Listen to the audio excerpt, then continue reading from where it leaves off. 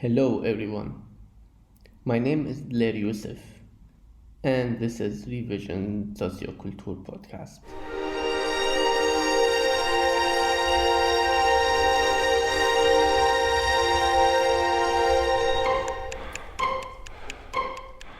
One day a friend of mine sent me a link and told me to apply for this job. It looks like it fits you. I took a look and I said, okay, this looks interesting. Let's apply. I did. And then I had an interview with three nice people. I made some of my so called stupid jokes, but thankfully they liked them and gave me the job.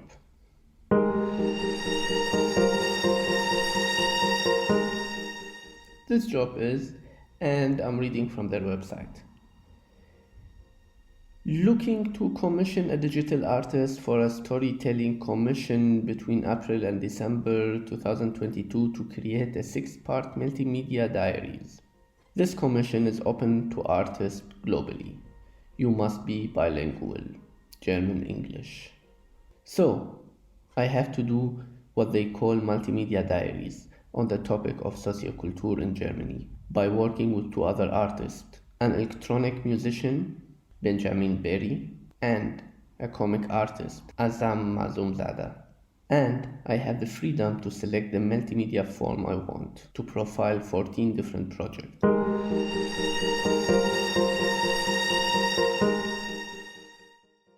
I decided to make 6 short videos, one for each part of this diary, and a podcast, which is the one we are listening to. In this podcast, I will host different projects that interact with the concept of socioculture. I wanted to understand this thing and what it means, honestly, and from the beginning. One of the main reasons that made me apply to this job was to see the world with different eyes, to get out of my comfort zone and try to talk to others, to other artists who live and work out of my circle.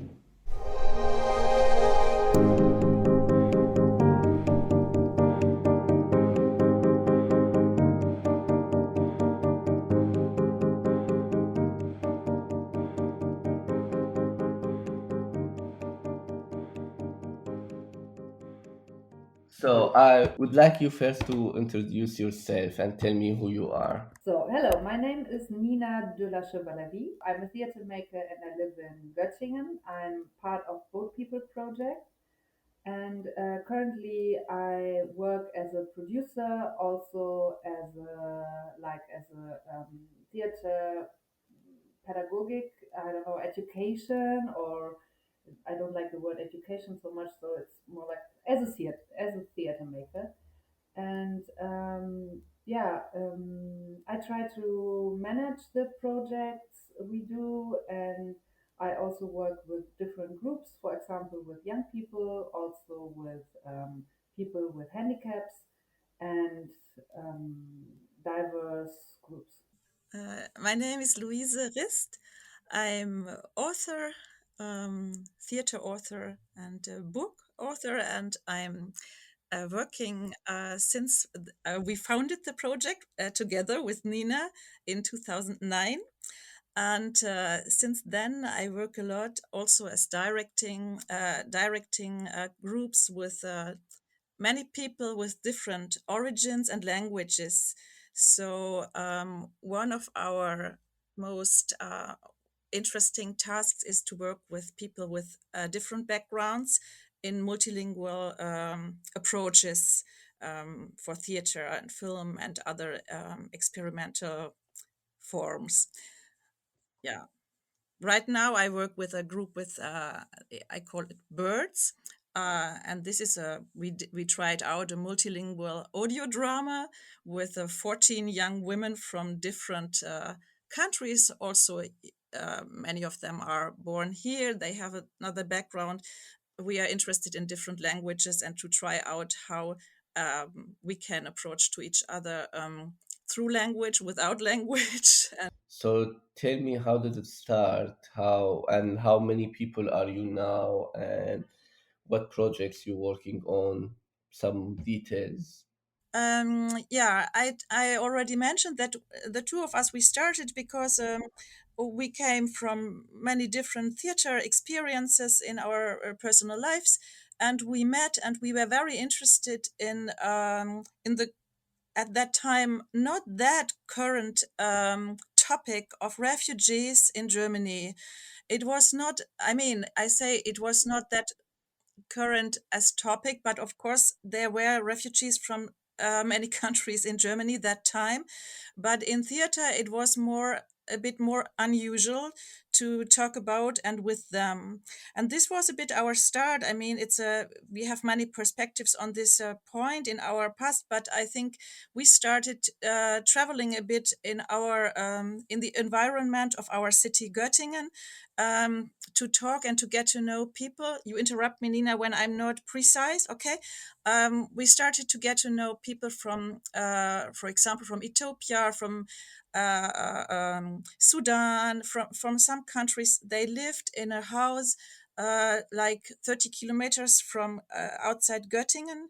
And they were so like lost in this house. And that time it was really like a bit a lost topic for theater. That was the reason why we put on this name. We took the name Boat People Projekt for our label. What we discuss now a lot, and we want to change the name because now it's more or less labeling the people who work with us. But at that time, it was like our focus, and it was like, yeah, giving a focus on something that now is in a, we treat in a very different way. But we started to work for the first play, Lampedusa. And this was a play, site-specific play in a bus, touring through Göttingen and environment, with the actors and actresses inside and outside the bus, and also the audience in the bus.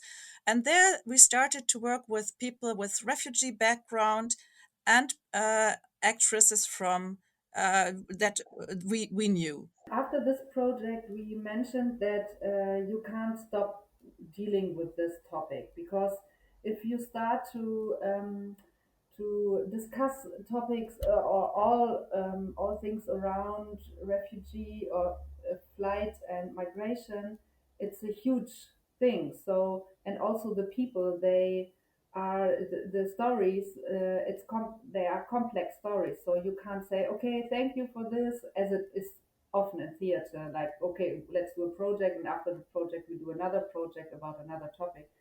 And we recognized we can't stop, and we have to go deeper, and we want to go deeper.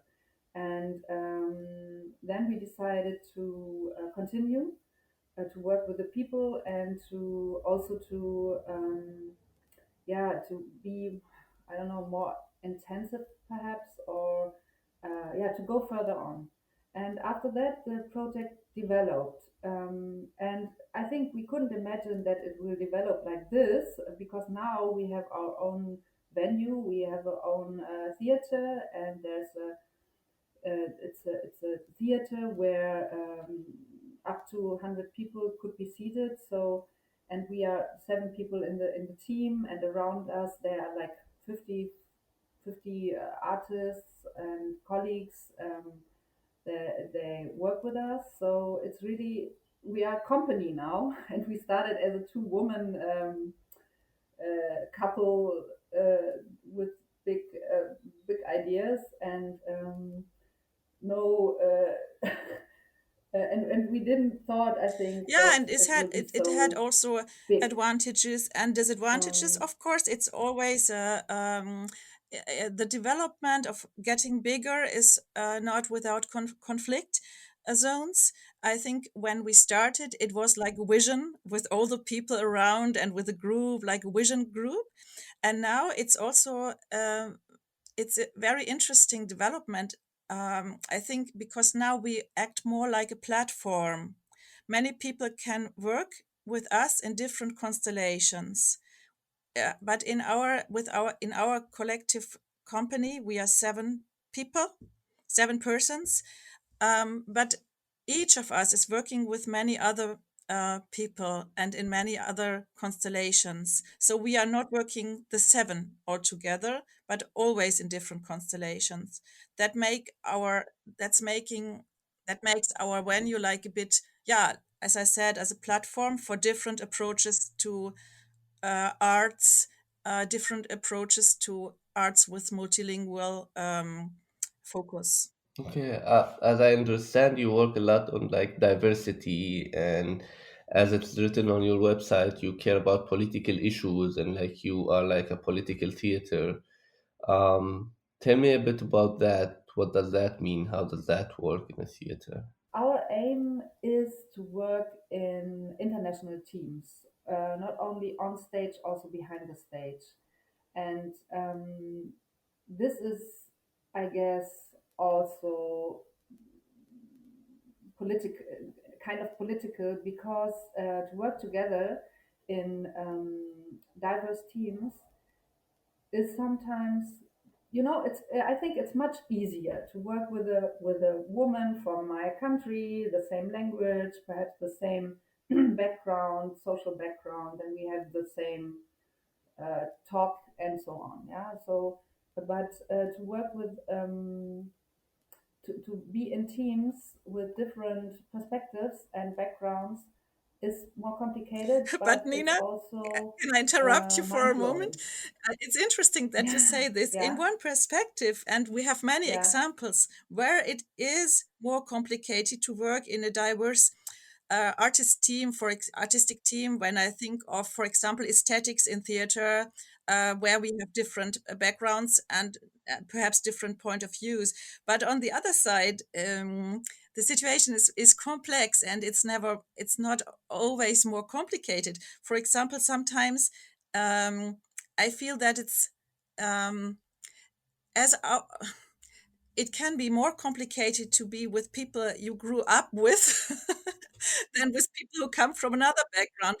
We had yesterday in the evening, we had a long discussion with our team, and I didn't feel that we are in our team, our German team, I mean now, and I didn't feel that we have the same background at all, and I think that we come from we also speak different languages, and so as nowadays it's not only colleagues but also friends who we work with. I mean, it's a mixture of being friend and everything, and so I cannot always say that it's more complicated to work with people from other countries. Yeah. No, but I think it's like probably depending on the personal history of the person. Huh? It's not doesn't Yes. matter where they come from. Yes. It's like Yeah. individual Exactly. thing. Exactly. Yeah. Exactly. Yeah. Yeah. Of Yeah. course. Yeah, that's the point. But that was, of course, because I think perhaps Nina, you were mentioning this because yesterday we talked of different theater aesthetics with our colleague in South Africa, for example. And then if we build a play on stage, we have to talk about also about differences. But yeah, Yeah. but it's more Yeah. personal Of than, course. yeah. Yeah, but of course also about methods, or about focus. What's the focus, or what's the meaning of this and that? I remember the discussions when we worked with the guy from Utopia, Eritrea, and we talked about pictures we did on stage, and for him it was like he for him this picture meant this, and we saw something else there, and this big discussions are still there every day. So, but of course I also, and I think it's the Sehgewohnheiten unterscheiden sich. Yeah, the way we are used to see and watch theater. Of course, there are different histories and backgrounds. I have a long since years a colleague of Kurdistan, Iraq, and we have long discussions about things on stage that here they are not liked, and other things that he doesn't like here. So Nina, you are absolutely right. In the theater history, there are like yeah, Gewohnheiten, like forms we also learned. Um, we cannot deny that there are also conflicts. Yeah, Yeah. that's true. Or the performer from Egypt, Nora Amin, when she always said, I don't know why everybody said that my performances are folkloristisch.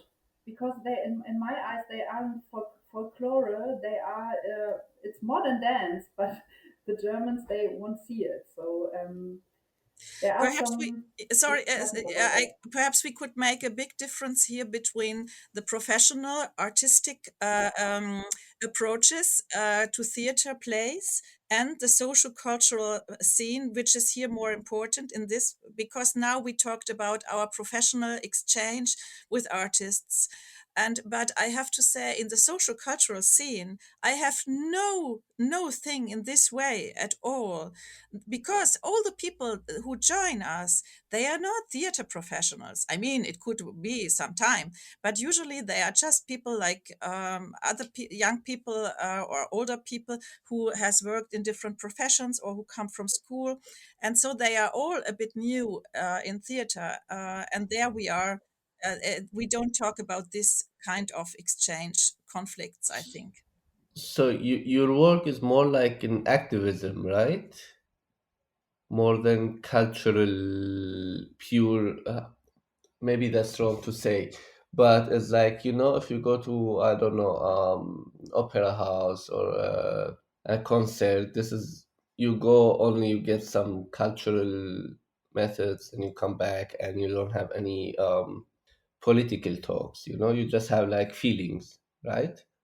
But your work is more into discussions and politicals, and that's like, I see it kind of activism. Is The that right? content, yeah, yeah. I think the content is often like that, yes. And I could quote, perhaps I could quote the people in Göttingen. I some I think 2 months ago, somebody said to me, "Okay, yeah, I always want to go to your project because I know there is a lot of content in." So it's always about something, and you could always learn something or discuss about something, or yeah. So It has to do with the connection to the people we work with. I think it's more or less this, because if we have a group, for example, of in the social cultural scene with people in this uh, uh, where we have our theater, where our venue is. This is not the bourgeois part of Göttingen. This is a quarter. How do you say now? This is a region. No, how do you say now? The Viertel. This is the place uh, um, where it's more the normal Göttingen, with people who are not so academically educated somehow, but perhaps also not. And so we try to be in contact with people living there, and there's also a big home where asylum seekers are living when they come to Germany. So we are in contact with the people, and I think this is normal that when we start a project with people, that then we are in contact with their problems and the issues, and these issues can also have a big impact on the place we produce, we develop, or because if we see that there's a political problem with being deported from Germany, or if there's even if there's another thing in another unjust situations in other countries, and they are very hard for them. If they suffer under something, we can make a topic out of it. So this is more naturally. You can. I don't know if you can see the way, perhaps, how when we meet with a group, topic can be developed with the people around us. And then what does that do to your local community? I mean, the city of Göttingen. How do you how does the city interact? Do you have any impact on the people, locals? Yeah, I think we try to be a center to evoke encounters.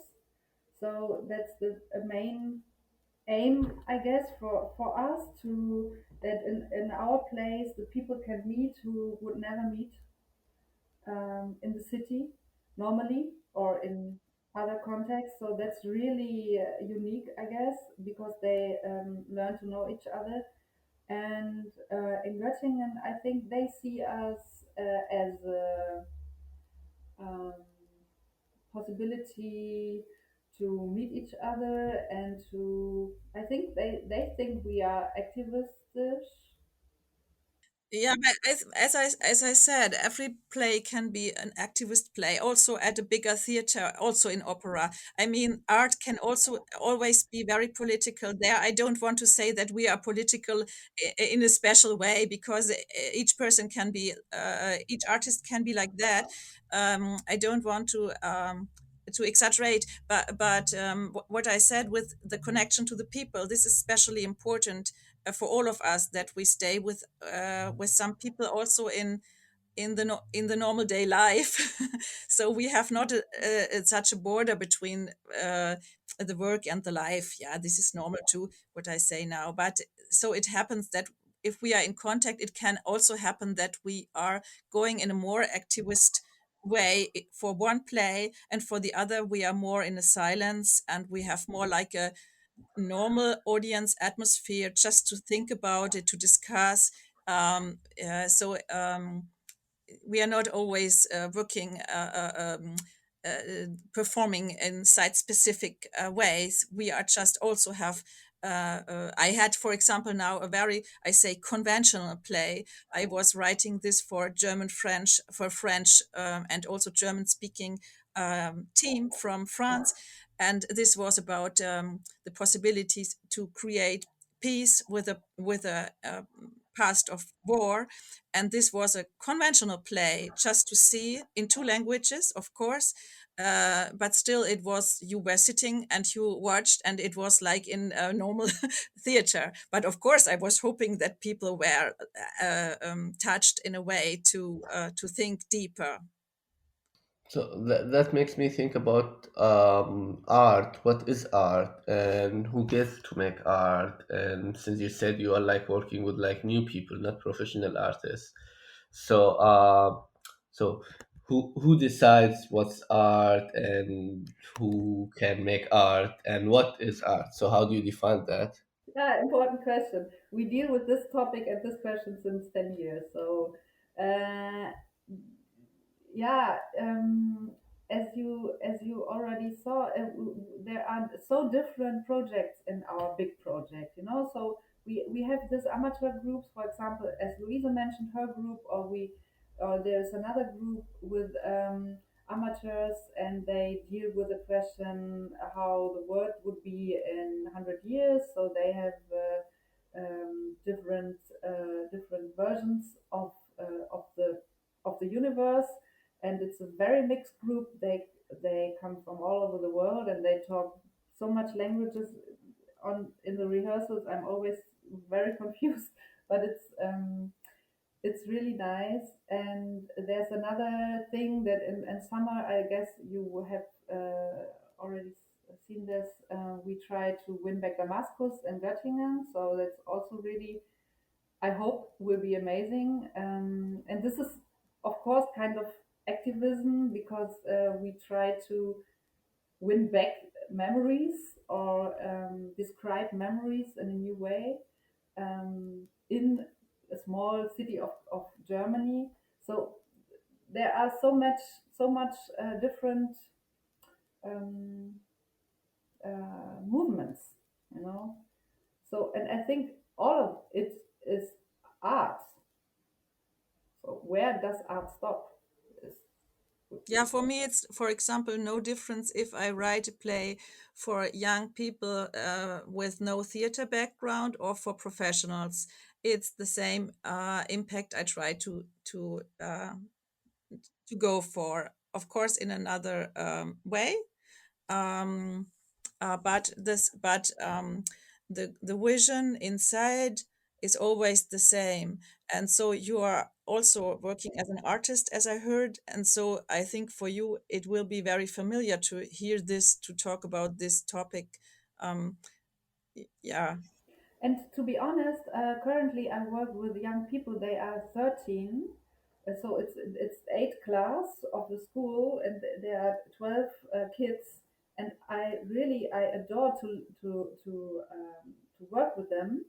I love it because they are in the middle of a very strange time, and you could see it. You see how they think about stuff, and it's about we do a piece of a play about transgender and about gender and about parents and family, and they have so many questions, and they always discuss things and how to behave here and there, and it's about them, and it's about how to live in this at the moment now, and how the world is, and how to deal with the situations.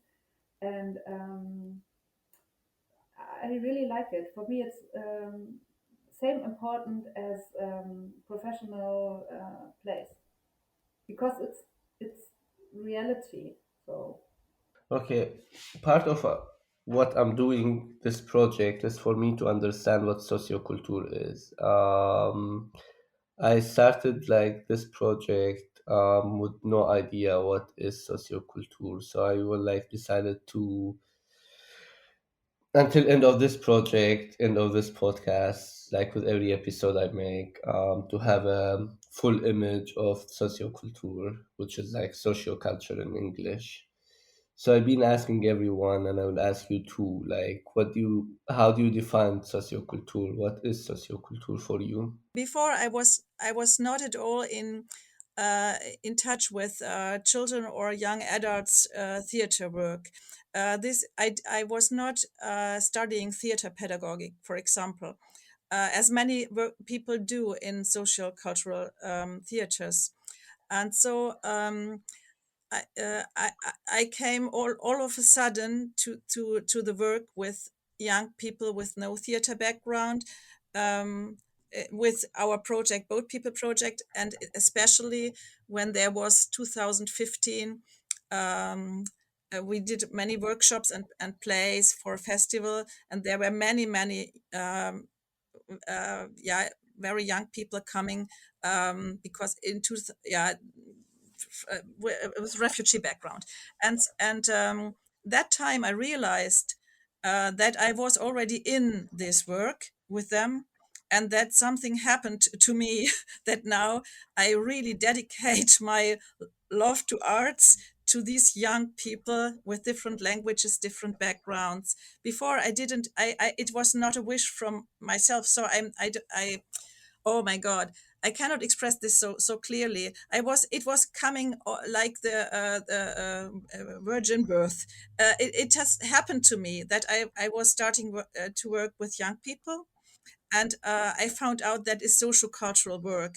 But in the beginning, I was really like, I didn't like the word. I remember that we had conflicts about it when I said, but no, this is no social culture. This is just a theater. And then I learned that of course it's a division between work with professional artists and work with all other people. But I don't, as I said, I don't do a difference. Of course, there are definitions of social culture, to work in a social field, to work with people without professional stage things. Yeah, sorry for saying this. I'm not good in this because it's also a personal thing that I feel that I'm working in this field, and it works fantastically in a way, but I don't feel like being the social cultural um, expert or something. I'm not an expert at all. here. Yeah, what I learned so far that you don't need to be expert in socioculture. You just need to. This is what I learned so far. I don't know. Like you do the job you believe in, and you have an impact on the people around you or the community around you, and that's like partly or like fully socioculture. Yeah, This is yeah, like it will, it Yeah, will be that. yes, It and happens. yeah, I think to feel responsible also for the people you work with, and to be not really product oriented, more process oriented. I think that's, for me, this is also merkmal of social culture.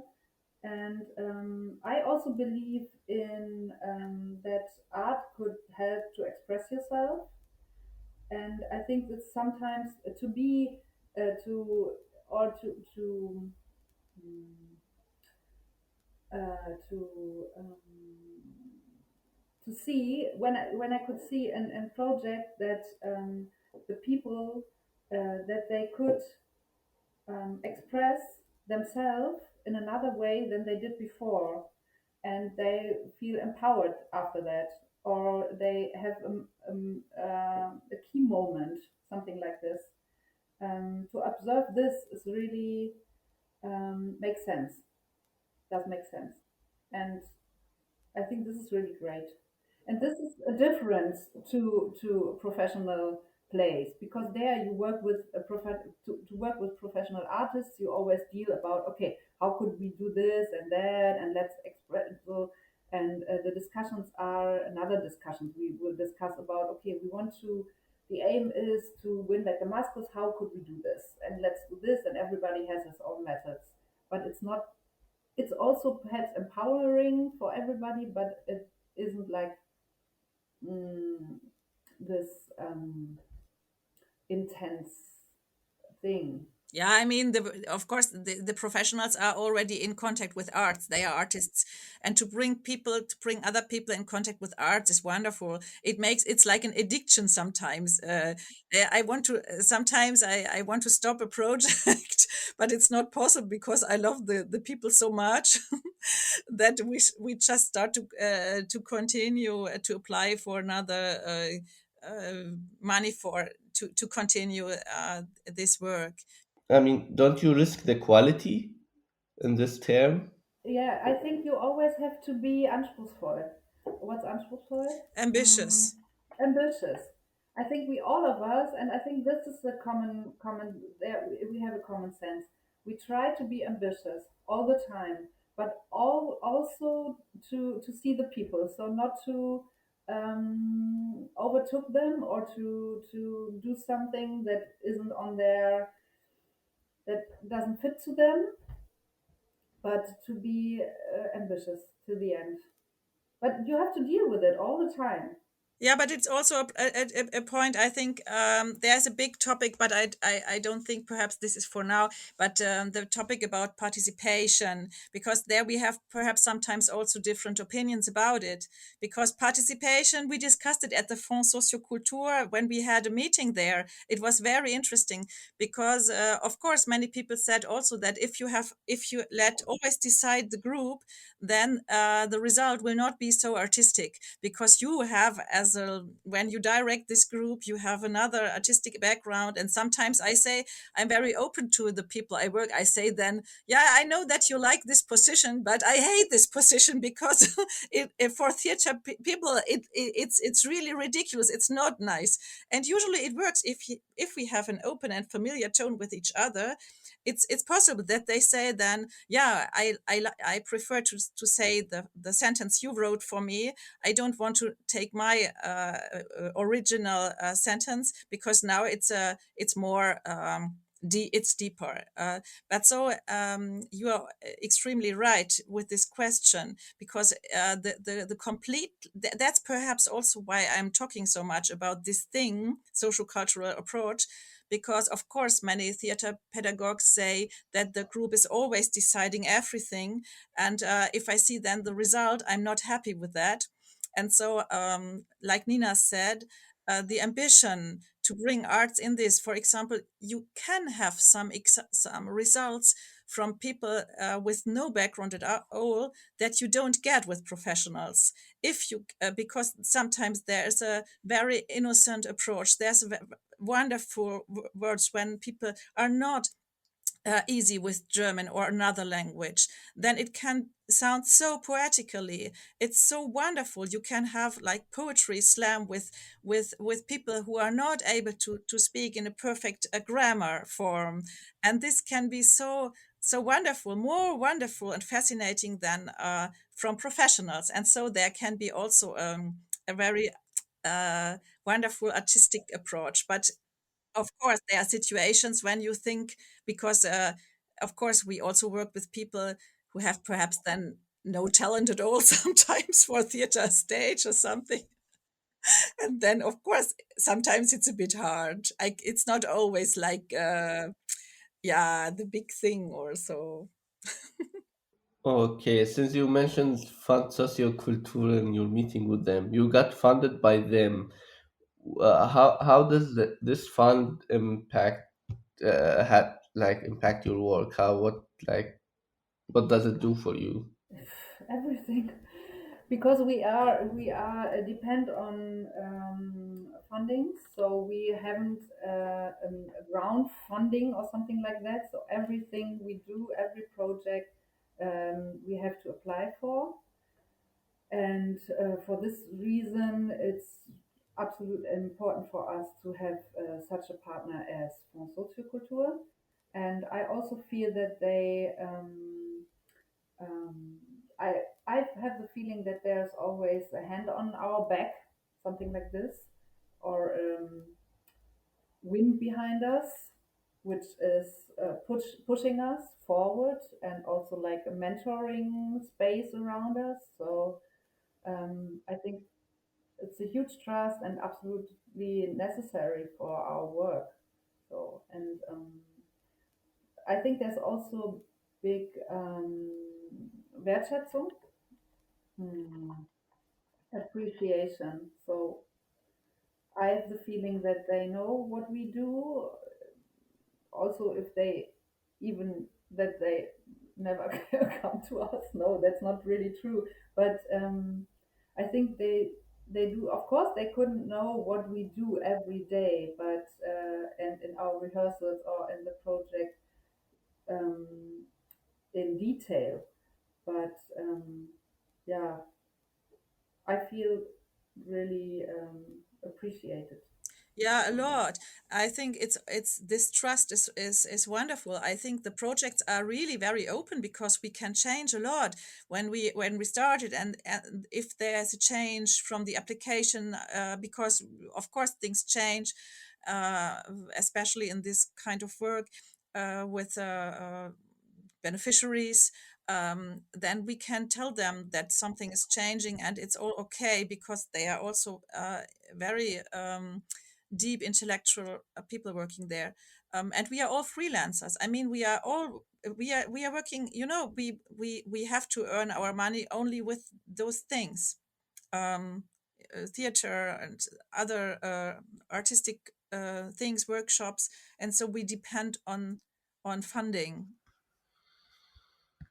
Okay, this is my last question. What are your projects in the future? I think the topic of migration will be with us also the next years because of the situation in the world, because of the climate change and the wars. And I think that the situation will be stronger, political. So I think that we will always be a political theater, and perhaps we will be more political or activistisch in the next years, perhaps.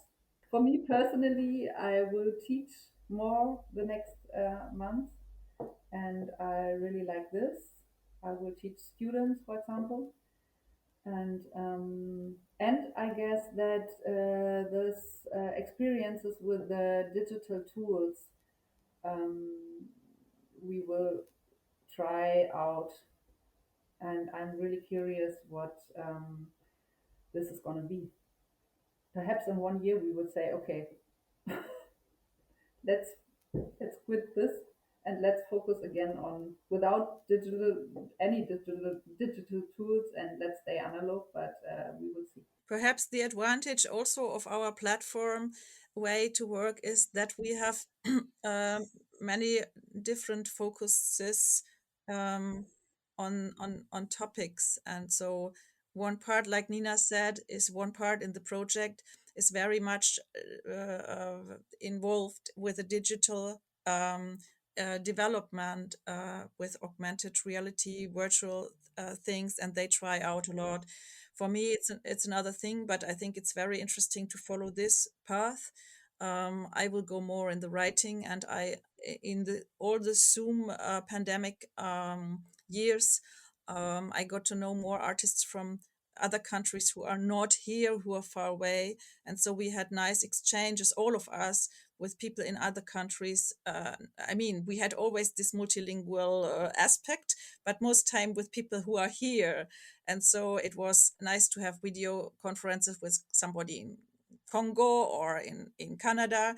And this was also like something that had an impact on our work, I think. So we try to be more present in a kind of international way. But I don't talk of, I mean, sometimes it's really little small theaters work together in one country and in the other. It's not a big scenes, but it's little things, or with one author. And I'm interested personally, I'm interested to share more text with authors in other countries, or also with other authors in this country, to exchange more with people who are writing, because in the social cultural scene, most time this aspect is not so important.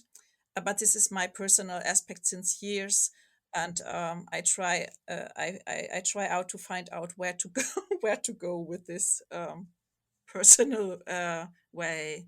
Each of us has another way to work, of course.